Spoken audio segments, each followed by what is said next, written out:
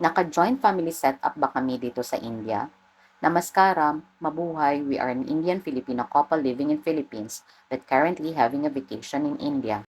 Sa video na ito, isi-share ko ang aking pananaw tungkol sa joint family system or setup dito sa India at kung ito'y sinusunod ba ng family ko rito.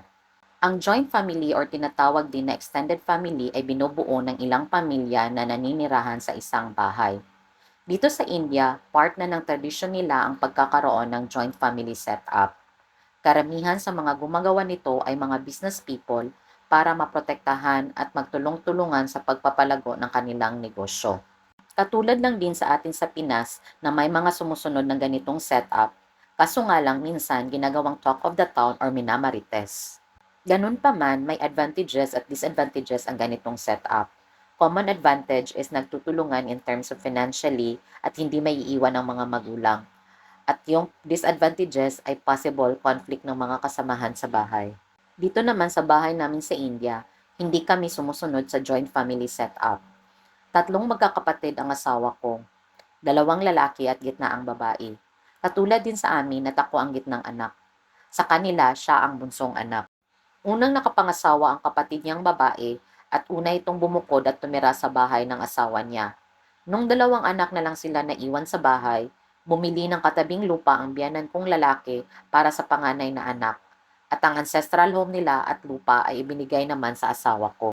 Kapag hindi sumunod sa joint family setup, kadalasan ang maiiwan or ang mapagpamanahan sa lupa ay ang bunsong anak na lalaki dahil ito ang may responsibilidad na mag-alaga sa mga magulang nila.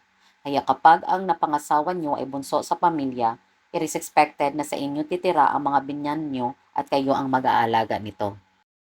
Sa setup naman namin, ang main reason talaga ng biyanan kong lalaki, kaya pinagbukod niya ang mga anak niya ay dahil ayaw niya ng conflicts ng mga daughter-in-laws. So bago ikinasal ang panganay na anak, nagpagawa na ito ng bahay at doon na tumira pagkatapos ng kasal nila.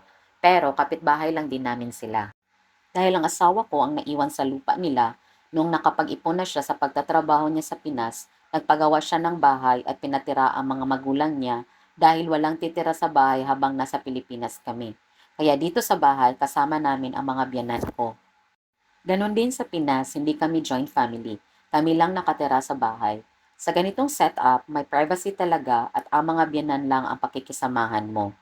Maswerte lang din ako sa kanila dahil tanggap nila ako at hindi nila ako kinokontrol.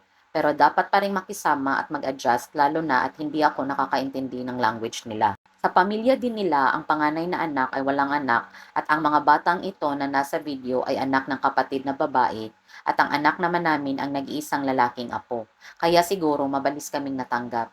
Kidding aside, open-minded lang talaga ang mga manugang ko, hindi ganon katradisyonal.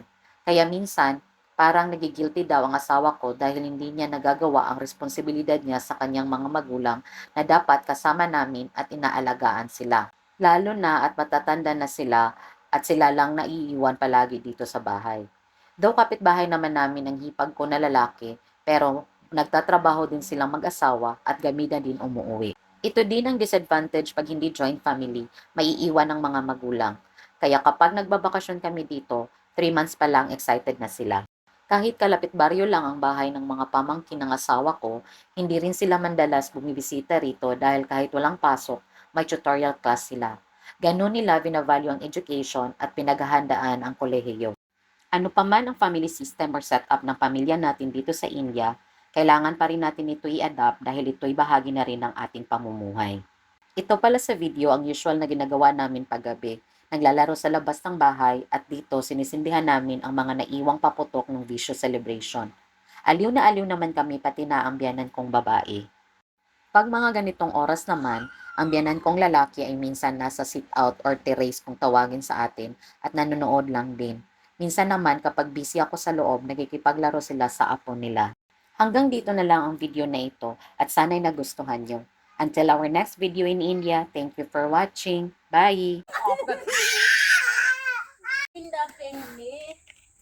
Ready? One, Oh, two, come here, three, come here, come here. Oh, come here, come here.